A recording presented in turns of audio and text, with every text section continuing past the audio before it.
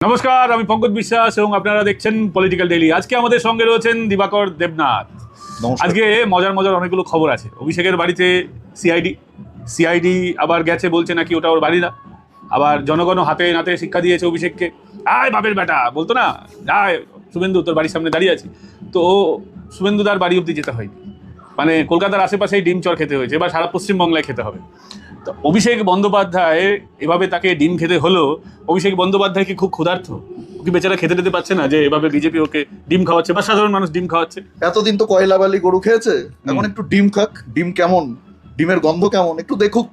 ভাইপো, লাল টুকটুক ভাইপো। আমি প্রথমে চিনতে পারছিলাম না, ওই ভিডিওটা যখন দেখলাম না, খবরটা দেখলাম, হেলমেট পরা তো মনে হচ্ছে যশস্বী জয়সওয়াল খেলতে যাচ্ছে। হ্যাঁ একদম, আইপিএল এর সিজন চলছে তো এখন। যাই হোক, আজকে না কালকে মনে হয় ফাইনাল ম্যাচ রয়েছে, সেদিকে যাচ্ছি না। তো আমি ভাবছিলাম হয়তো ওরকম ভাবে কোনো প্লেয়ার যাচ্ছে, জামা টামা ছিঁড়া আর কি, মাঠের চোট ঠোঁট পেয়েছে এরকম। পরে দেখছি কি আমাদের ভাইপো তো, লাল টুকটুক ভাইপো। কি ভাইপো, কেমন লাগছে বিরোধী রাজনীতি করতে? এতদিন তো বিজেপি নেতাদের গাড়ি ভাঙচুর করেছে অনেক, দিলীপ ঘোষ থেকে শুরু করে, শুভেন্দু অধিকারী থেকে শুরু করে, লকেটদি থেকে শুরু করে, অগ্নিমিত্রা পাল, কেউ বাদ যায়নি, নিশীথ প্রামাণিক কেউ বাদ যায়নি। প্রতিদিন গাড়ির কাছে লাগিয়েছে, আবার যখন বেরিয়েছে আবার তোমরা ভেঙেছো, বাস দিয়ে, লাঠি দিয়ে, পাথর দিয়ে। শুভেন্দু অধিকারীকে তো কোচবিহারে প্রাণে মারার পরিকল্পনা ছিল উদয়ন গুহর, ভাইপোর নির্দেশে পুরো একেবারে জিহাদি গ্যাং নামিয়ে দিয়েছিল। শুভেন্দু অধিকারী সেদিন যদি বুলেট প্রুফ গাড়িটা না থাকতো একেবারে মেরে ফেলতো। আজকে দেখলাম কেউ ভাইপোর গায়ে একটা পাথর ছোড়েনি, ইট ছোড়েনি, ভাইপোকে কেউ একটা চড় মারেনি, ডিম ছুঁড়েছে, পচা ডিম। এটা নতুন মানে থেরাপি শুরু হয়েছে পশ্চিমবঙ্গে, দেখছি আমার খুব ভালো লাগছে। এর আগের দিন সৌগত রায়, তাকে ডিম ছোড়া হয়েছে নিমতা থানার সামনে। আজকে সোনারপুরে ভাইপো ভাবছে রাজনীতিটা খুব সহজ। 5,000 পুলিশ ফোর্স নিয়ে যেতেন ভন ভন করে, একেবারে 35 থেকে 40টা গাড়ির কনভয় নিয়ে রাস্তা ফাঁকা করে দিয়ে 1 ঘন্টা আগে যে এলাকার উপর দিয়ে যেতেন, সেই এলাকার থানার পুরো ফোর্সকে একেবারে রাস্তার পাশে রেখে দিতেন, যেন রাষ্ট্রপতি প্রধানমন্ত্রী যাচ্ছে। তারাও এত সিকিউরিটি প্রোটোকল মেনটেন করে না। প্রধানমন্ত্রী তো এখন 2টো গাড়ির কনভয় নিয়ে ঘোরেন। সেই ভাইপোর আজকে পুলিশ নেই, পুলিশ ছাড়া রাজনীতি করতে ওই 5,000 পুলিশ নিয়ে তোর বাপকে গিয়ে বল তোর এলাকায় তোর পাড়ায় দাঁড়িয়ে রয়েছি, এক বাপের বেটা হলে আয়। এইসব বলা খুব সহজ, 5,000 পুলিশ ফোর্স নিয়ে এসব বলা খুব সহজ। এখন দেখো কেমন লাগে বিরোধী রাজনীতি করতে। দেখো, তুমি তো প্যারাশুটে করে এসে ওই লাল টুকটুক সোনার চামচ মুখে নিয়ে রাজনীতি করেছো। মমতা বন্দ্যোপাধ্যায়, আর যাই হোক আমরা সমালোচনা করি মমতা বন্দ্যোপাধ্যায় সমান দোষে দোষী সবই বলি, কিন্তু উনি তো রাজনীতিটা করেছেন সংঘর্ষ করে। উনি তো মুখ্যমন্ত্রী হয়েছেন বামেদের মার খেয়ে, বামেদের অত্যাচার সহ্য করে। তুমি তো সেটা করনি। তুমি তো মমতা বন্দ্যোপাধ্যায় মুখ্যমন্ত্রী হওয়ার পরে যারা মমতা বন্দ্যোপাধ্যায়ের আশেপাশে থেকে মমতা বন্দ্যোপাধ্যায়কে লড়াই করে মমতা বন্দ্যোপাধ্যায় বানিয়েছেন, মমতা বন্দ্যোপাধ্যায়ের একার তো অবদান নেই, আশেপাশে আরো অনেক নেতারা ছিলেন, সিনিয়র লিডার, যারা তৃণমূলে সেই সময় মমতা বন্দ্যোপাধ্যায়ের ছায়া সঙ্গী থাকতেন। মানে মমতা বন্দ্যোপাধ্যায়ের মাথায় একটা লাঠি আসার আগে আগে তাদের গায়ে পড়তো। সেই নেতাদেরকে সরিয়ে দিয়ে চারিদিকে শুধু কলকাতাময় তোমরা পিসি আর ভাইপোর। কি ভাইপোর রাজনীতির জ্ঞান আছে? পুলিশ নিয়ে হুমকি চমকি দেওয়া রাজনীতি না। কোনো রাজনৈতিক জ্ঞান আছে নাকি? আইপ্যাককে ভাড়া করে আইপ্যাক বলে দিত আজকে এটা বলতে হবে, কালকে ওটা করতে হবে, এটা করতে হবে, সেইভাবে রাজনীতি করেছেন। রাজনীতির কোনো জ্ঞান আছে আপনাদের? এবার দেখুন কেমন লাগে। বাংলার মানুষের উপরে অনেক অত্যাচার করেছেন 15 বছর ধরে। মানুষের ক্ষোভ 15 বছর ধরে বুকে পাথর দিয়ে জমিয়ে রেখেছিল, কিছু বলতে পারতো না, তো বলার সুযোগ ছিল না। বললেই গাজা কেসে জেলে ঢুকিয়ে দেবে, না হলে তুলে নিয়ে গিয়ে মেরে দেবে। ভাইপোর বাড়ির সামনে একটা ছবি তোলার মতো জায়গা ছিল না। তাহলে ভাবো ভাইপোর বিরুদ্ধে বললে কি অবস্থা হতো। কত ছেলেদের ভবিষ্যৎ নষ্ট করে দিয়েছে। কলেজে পড়ে একটু আবেগবশত হয়ে হয়তো চোখের সামনে অন্যায় দেখেছে, একটা ভিডিও করে কিছু বলেছে, পুলিশ গিয়ে একেবারে গাজা কেস দিয়ে দিয়েছে। ছেলেটার পুরো কেরিয়ার শেষ, চাকরি বাকরি নিয়ে সমস্যা হবে, পাসপোর্ট করতে গেলে সমস্যা হবে। এইগুলো বদমাইশি করেছে। আজকে মানুষ কি ছেড়ে দেবে? যখন বিজেপি নেতাদের উপর আপনারা হামলা চালিয়েছেন তখন তো বলা হতো কুণাল ঘোষ ওই যে ব্যা করে একটা চোর, 3.5 বছর জেল খাটা, সারদার টাকা চুরি করে, সেই কুণাল ঘোষ তো বলতো এগুলো জনরোষ। আজকে দেখুন আসল জনরোষ কিরকম। আজকে পুলিশ, এই পুলিশ শুভেন্দু অধিকারী পুলিশ মন্ত্রী, তো আমি তাই বলছি শুভেন্দুদার নেতৃত্বে যে পুলিশ, সেই পুলিশ আপনাকে হেলমেট পরিয়ে বাঁচিয়ে এনেছে।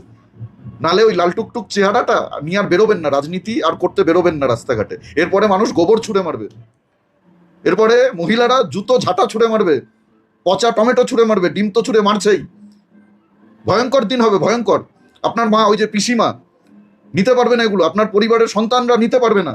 এতদিন দেখেছে বাবার এত সিকিউরিটি, বাবার পেছনে এত পুলিশ, আজকে বাবাকে লোকে চোর চোর বলছে, জুতো খুলে মারছে, ডিম ছুঁড়ে মারছে, টমেটো ছুঁড়ে মারছে।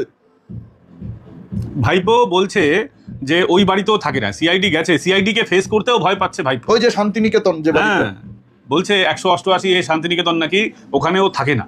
তো ওখানে যদি না থাকে তাহলে দিবাকর আমাকে বলো ওই বাড়িটা ভাঙলে ওর অসুবিধা কোথায়? যে বাড়িতেও থাকে না, ও দাবি করছে ওর নাকি না। তারপরে সিআইডি যেতে ফেস করতে পারছে না, সেখানে নিজেরা কর্মচারীকে পাঠিয়ে দিচ্ছে, সে আবার আমতা আমতা করে বলছে স্যার তো এখানে থাকে না, ম্যাডাম মাঝে মধ্যে আসে, সে ভয় পাচ্ছে, কর্মচারী ভয় পাচ্ছে, ঠিক আছে। অভিষেক বন্দ্যোপাধ্যায় পিসিমণির বাড়ির ওখানটায় লুকিয়ে আছে কেন, আমি তো এটা বুঝতে পারছি না।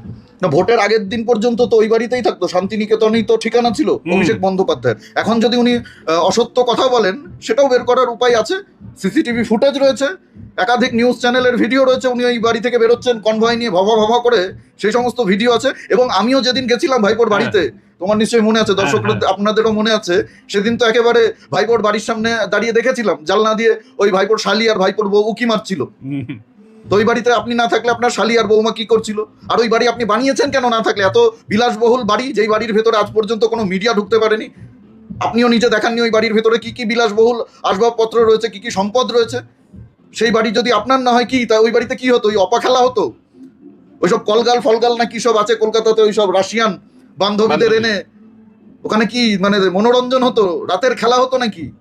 অনেকই তো বদ অভ্যাস আছে আপনাদের, ভরসা নেই, অনেক কিছুই হয়তো করেছেন। যদি না হয় ওই বাড়ি আপনার, বা আপনি ওই বাড়িতে না থাকেন, তাহলে এই ভাঙচুর যেটা অবৈধ যতটুকু আছে সেটা ভাঙা হবে। কিন্তু আমি বলবো, আমি মাননীয় মুখ্যমন্ত্রী শুভেন্দু অধিকারীর কাছে অনুরোধ করব, দরকার হলে ব্যক্তিগতভাবে গিয়ে আমি বলবো শুভেন্দু অধিকারী তাকে প্রস্তাব দেবো যাতে ওই বাড়িটা বৃদ্ধাশ্রম করে দেয়।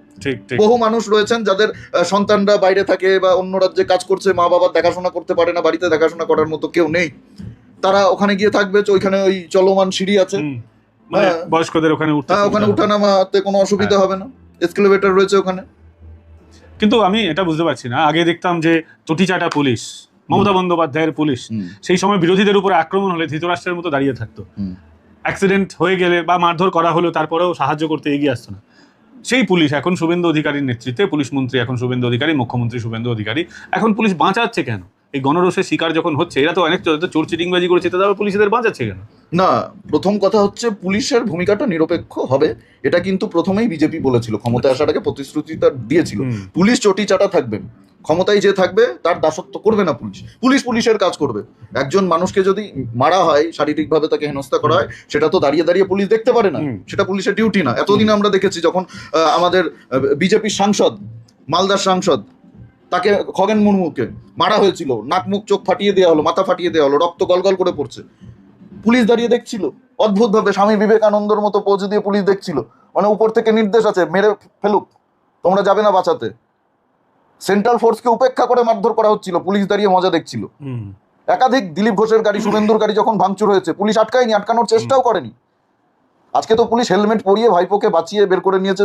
সেন্ট্রাল ফোর্স ছিল, যেই সেন্ট্রাল ফোর্সকে এতদিন মমতা অভিষেক গালিগালাজ করতো, নোংরা ভাষায় গালিগালাজ করতো, গুন্ডা বদমাইশ বলতো, বাংলাদেশি ওই জামাতের ভাষায় কথা বলতো, তারা আজকে ভাইপোকে বাঁচিয়ে বের করেছে। এটাই পুলিশের ভূমিকা হওয়া উচিত। মানুষের ক্ষোভ, এখন মানুষকে তো দোষ দিয়ে লাভ নেই, মানুষের ক্ষোভের বহিঃপ্রকাশ হবেই দাদা। 15 বছর ধরে জমে থাকা ক্ষোভ আজকে বেরোবেই। হিন্দুদের উপর কম টর্চার তোমরা করোনি অভিষেক বন্দ্যোপাধ্যায়, এবং 350-র বেশি বিজেপি কর্মীকে খুন করেছে এই ক্ষমতা ধরে রাখার জন্য পিসি ভাইপো।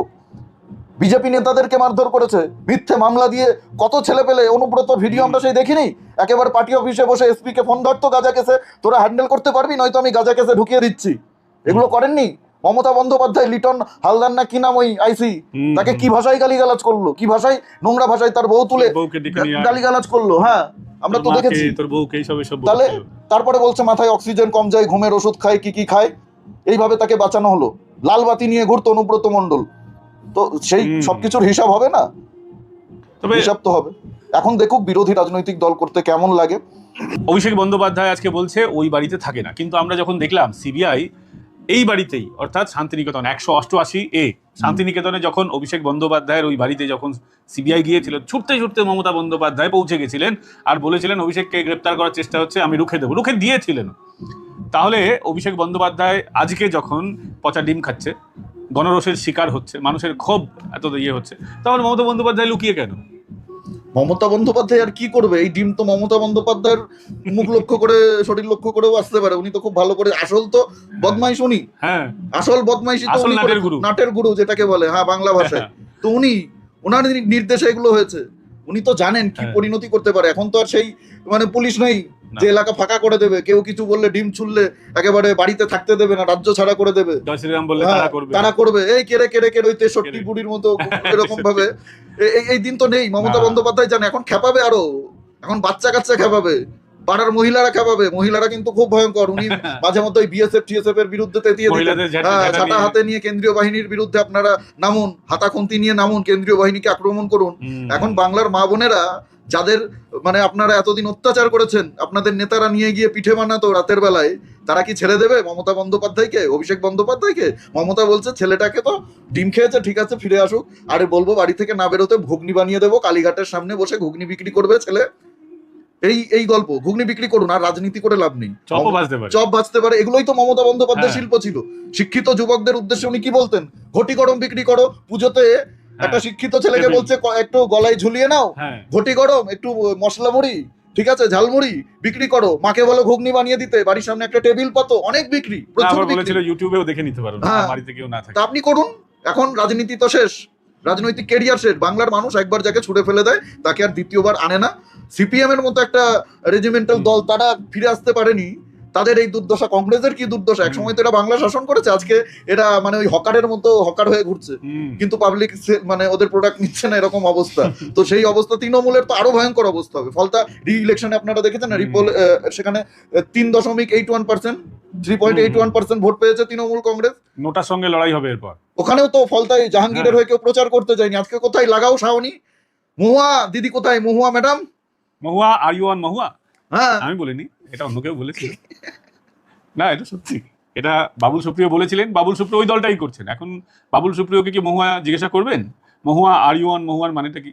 আমি জানি না মানেটা কি, কিন্তু মানেটা হচ্ছে এটাই যে তৃণমূল কংগ্রেসের এইসব নেত্রীকেও দেখা যাচ্ছে না। আমি এটাই বলতে চাইছি, বা দিবাকর এটাই বোধহয় বলতে চাইছে, যে আজকে সায়নী, মহুয়া, যারা এই বাবু সাহেবকে আগলে রাখতো, হ্যাঁ একদম পাল্লু মে বাঁধকে হিন্দিতে যেরকম বলে, তো সেই এরা কোথায় আজকে? একেবারে মানে গোটা রাজ্যে খালি যেদিকেই যায় পিসি আর ভাই পড়মু, পিসি আর ভাই পড়মু। আরে কে ভাইপো? তার রাজনৈতিক দূরদর্শিতা কতটুকু, অভিজ্ঞতা কতটুকু, কতগুলো ইলেকশনে জিতেছে। ওই ছাপ্পা করে 7 লাখ ভোটে জেতা কে রাজনীতি বলে না, ওটা রাজনৈতিক সফলতা না। গেছে তো ঠ্যাঙ্গানি খেয়েছে তো, নিজের এলাকায় কাছাকাছি। সোনারপুর তো একদম দক্ষিণ 24 পরগনা, হ্যাঁ দক্ষিণ 24 পরগনা, যেখানে লাফালাফি, যেখানে দহরম মহরম। আজকে দেখছো গেলেও এরপরে তুমি সাটা ভাঙা খাবা ভাইপো। ডায়মন্ড হারবারে যাবা, পাবলিক তোমাকে একদম সাটা ভাঙা দেবে। ওই হুমায়ুন কবিরের মতো বললে তো তুমি। যাই হোক, আজকে আমাদের মানে একটু ছুটি কাটাতে এসেছি তো, মানে আমাদের সেই মুডটা ছিল না। খবর থেকে দুদিন একটু দূরেই থাকবো ভেবেছিলাম। পরিবারকেও তো সময় দিতে হবে। ইলেকশনের সময় প্রচন্ড চাপ গেছে, একদম একদম একটা 1.5 বছর ধরে টানা একটা হিউজ মেন্টাল প্রেসার ছিল। শুধু ছুটি না, দিবাকরও বলবে, আমাদের একটা বিশাল মেন্টাল প্রেসার ছিল। কারণ দিবাকর জেল খেটেছে, ওর বিরুদ্ধে প্রচুর মামলা হয়েছে, তারপরেও নানান রকম ভাবে ওকে ডিস্টার্ব করার চেষ্টা হয়েছে, আমাদেরকেও ডিস্টার্ব করার চেষ্টা হয়েছে। তো আমরা একটা ভয়ঙ্কর আতঙ্কের মধ্যে দিন কাটিয়েছি। আমরা মানে সবাই যারা এই ব্যবস্থার বিরুদ্ধে, তৃণমূলের ব্যবস্থা যেটা ছিল তার বিরুদ্ধে যারা আমরা লড়াই করেছি, তো 1.5 বছর আমরা ভীষণ টেনশনে ছিলাম, অসুবিধার মধ্যে ছিলাম, কাজের মধ্যে, চাপের মধ্যে ছিলাম। তো একটু আমরা ভোট্ট হয়ে গেছে, এই সব কিছু নিয়েও আমরা কাজ করেছি, প্রতিদিন করেছি।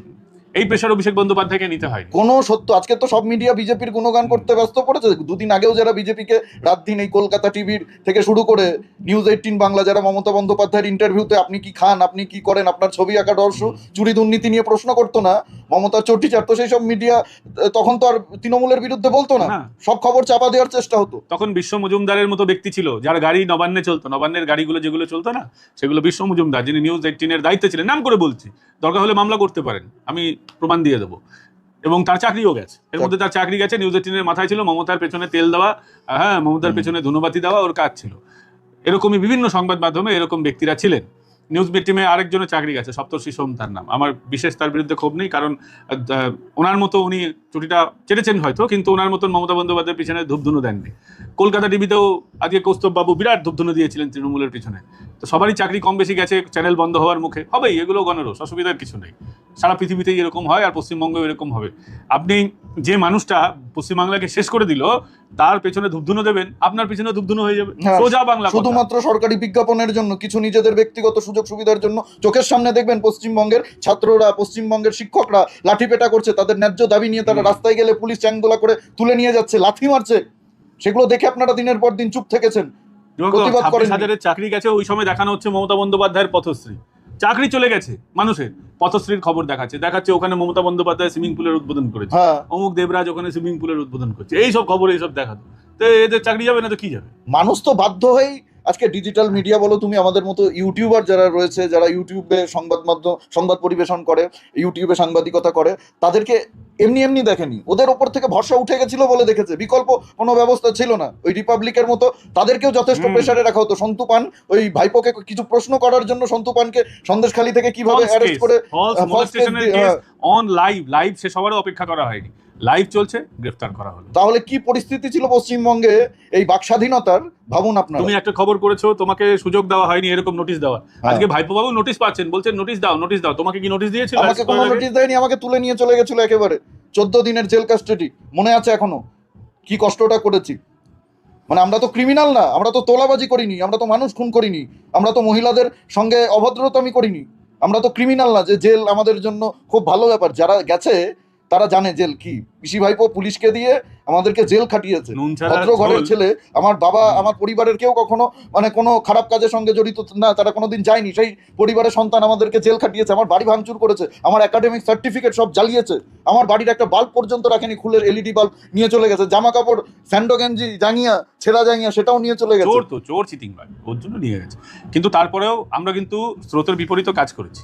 কিন্তু আজকে দেখুন, নাম করে বলছি, দীপক ব্যাটারি পালিয়ে গেছে, সোমনাথের হাওয়া বদলে গেছে, মানিক ফকির খুঁজে পাওয়া যাচ্ছে, নির্ভীক উত্তর তোমারও ব্যবস্থা হবে, নিমতা থানাতেই হবে, চিন্তা করো না, একদম ব্যবস্থা হবে। মানে ব্যক্তিগত আক্রমণ, অসত্য কথা বলে অধিকারীর ভাই দিব্যেন্দু অধিকারী তাকে বলছে, আয় দিব্যেন্দু, চিল্লাচ্ছে, আরে বাবা দিব্যেন্দু তোমাকে 1 চামচ দিয়ে হজম করে নেবে 2 মিনিটে। ভদ্রতা খাতিরে করেনি, কারণ কেন চলবে, হাতি চলে বাজার, কুত্তা ভকে হাজার, প্রতিদিন ফেক নিউজ, মানে চরিত্র হনন করা থেকে শুরু করে মানুষকে মানে যেভাবে বিরক্ত করেছে। মানে একজন নেতা, জগন্নাথ দ্বারা একটা আমি দেখেছিলাম, জগন্নাথ সরকার রানাঘাটের যিনি সাংসদ আছেন, তাকে নিয়ে একটা মিথ্যে খবর, মহিলা ঘটিত ব্যাপার জড়িয়ে দিয়ে, মানে না কি করতে বলতো, ওই নিজে দুটো লোককে বলতো এরকম বলো, সেটাকে রেকর্ড করতে বলতো, সেটাকেই আমার কাছে একটা এসছে, আজকে আমার কাছে বিস্ফোরক এসছে, দিনের পর দিন এইসব নোংরামিগুলো করে গেছে। আজকে কি ভাবছেন রাতারাতি গিরগিটির মতো পাল্টি মেরে যাবো আর সবাই সব ভুলে যাবে, শুভেন্দু অধিকারী সব ভুলে যাবে, দাড়ি কেটে ন্যাড়া হয়ে বিদেশে পালিয়ে গেল, আরে স্বরাষ্ট্রমন্ত্রক, মিনিস্ট্রি অফ হোম অ্যাফেয়ার্স বিজেপির হাতেই রয়েছে। দীপক ব্যাটারিরও হিসাব হবে। দীপক ব্যাটারি ভাবছে যে আমি সবকিছুর ধরাছোঁয়ার বাইরে, নেপাল পালিয়ে গিয়ে বা ওখানেও রক্ষা হবে না। যারা ভাবছে যে আমরা ধরাছোঁয়ার বাইরে চলে গেছি, আমাদের কেউ কিছু করতে পারবে না, আপনারা একেবারে ভুল করছেন। সবার হিসাব হবে, একেবারে সুদ সমেত হিসাব হবে। যাক, আজকে এখানেই শেষ করি, ভিডিওটা একটু লম্বা হয়ে গেছে, আমাদের একটু পরিবারকে সময় দিতে হবে, ঘুরতে বেড়াতে এসেছি। এই ভিডিও আপনাদের কেমন লাগলো তার মাঝেই তৈরি করেছি ভিডিও যদি ভালো লেগে থাকে তাহলে অবশ্যই কমেন্ট করে জানাবেন কেমন লাগলো। পাশাপাশি দিবাকরের চ্যানেল জাগরণ বাংলা সাবস্ক্রাইব করে নেবেন, এই চ্যানেলের পাশে তো আপনারা আছেনই। সাবস্ক্রাইবের পাশাপাশি আপনারা জয়েন বাটন ক্লিক করে আমাদের মেম্বার হতে পারেন, বা সুপার থ্যাঙ্কস পাঠিয়েও আপনারা আমাদের এই লড়াইয়ের অংশীদার হতে পারেন। ভালো থাকবেন, সুস্থ থাকবেন, আগামীকাল আপনাদের সঙ্গে আবার দেখা হচ্ছে। নমস্কার।